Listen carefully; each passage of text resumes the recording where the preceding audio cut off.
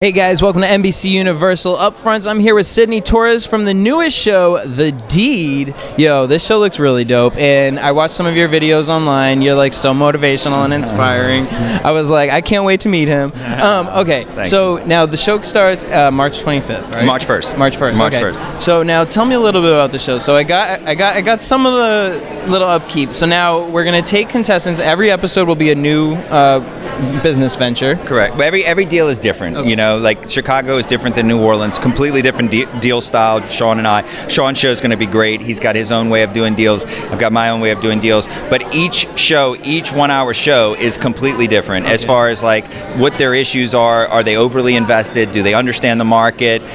Did they get themselves Did they get themselves into something they can't get themselves out of?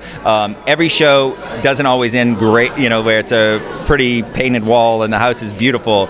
Some of the shows end up, you know, we have to walk away because the individuals don't want to listen. And how hard is that for you? It's very difficult because I'm invested in these deals. I put up $1.5 million of my own cash in these 4 deals in the first series, and it's not like I'm walking away without having something in the deal. I'm walking away, and it's sad because I really want to help these people, but when they're not willing to listen or they're not willing to change, there's only so much I can do. So sometimes I have to wait and let them finish out the house, and I'm going to eventually get my funding back, but it's a difficult process. To me, I love it when the person is willing to open up, to be vulnerable, to share with me where they made their mistakes, where's the little, you know, dirty clothes in the closet, and how can we fix it, because you can't fix a problem until you admit you have a problem. And in this show, it teaches you how to really, like, you know, if you want to be a real house flipper, it teaches you how you can do it, and it doesn't cost you. You don't have to go to a seminar. You can watch and get notes from this, and you can really learn from it because it's years of my experience in the field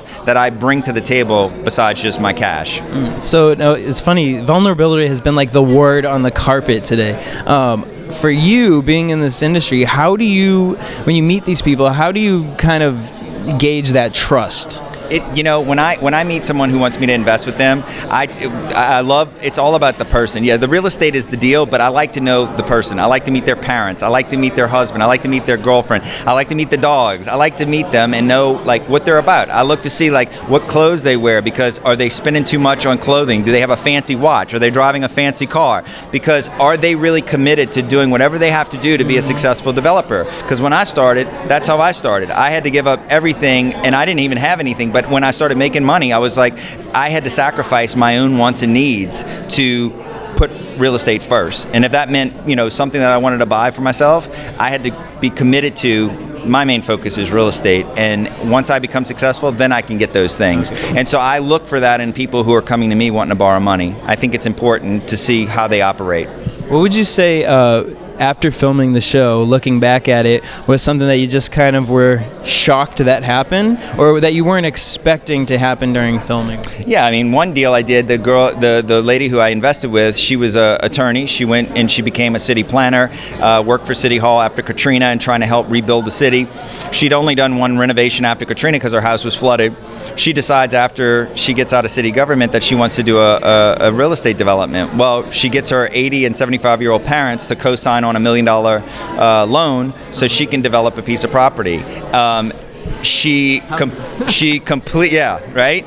And they had never been in debt in 15 years, and the debt that they were in was their personal home. It wasn't an investment property. So then after she starts, you have to deal with the parents. Yes, the parents, the husband, the kids. Do you bring like Ayanla Van Zandt in here? Like, I'm just very zen. Is that I'm very zen. Yeah. No, but I go in and basically with dealing with this, I was like, so she gets them committed, and like they didn't sell anything, so she goes and she gets them to sign on to another $1 million to build 2 homes after she cleared the lot. Now she's 6 months. The houses haven't sold. The bank wants the money back, and she comes to me. I get in the deal. I didn't realize how bad it was. And when I get in there, I realize she didn't have money to pay her grocery bills or her light bill. And she breaks down and cries. And she admits, like, she messed up. She overpromised, underdelivered. Her parents, she's going to let them down. And that was a moment for me where I'm like, no, you're not, because I'm here now. And now that you're being honest and open to me, I'm going to help you. So I had to help and give her and lend her some additional funding to get through the next few months. But we ended up selling all the homes, and we ended up putting her in a position where her parents are off the co-signature, and that is the first show. We built a house in 90 days, a beautiful 2,700 square foot house. So the first show, March 1st, is going to be a really good show to watch. All of them are great to watch, but March 1st is the one that's really for eye candy. You get to see a house from dirt to go up to something beautiful. All right, well, there you guys have it, and CNBC and The Deed. Now, but wait, hold on one second, because then I also heard you have another show over at Fox. Yes. You created an app? Yes, I created an app that is now, there's a show called the APB app coming out on Fox, and that's inspired on my story. It's a guy, when he takes over the Chicago precinct, I did the same thing in New Orleans. I took over our local precinct, created this like really cool, innovative app that now other areas of the United States are using.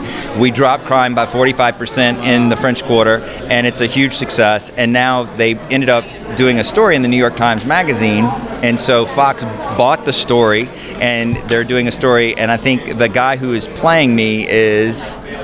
Oh, it's I a don't pop know. quiz. I just found out. You just found out. Right now. But anyway, the guy who's playing me, I forgot his name, but the guy who's playing me there's so many similarities. Really? It's Wait, amazing. so did you get to like talk to him? Did he Not the producer sent me out a shout the other day on his Instagram, like, hey, thanks, and he gave us credit for the French Quarter Task Force. Well, congrats. You are a life angel. Congratulations. Make sure you guys check out The Deed March 1st. Cool. Thank you.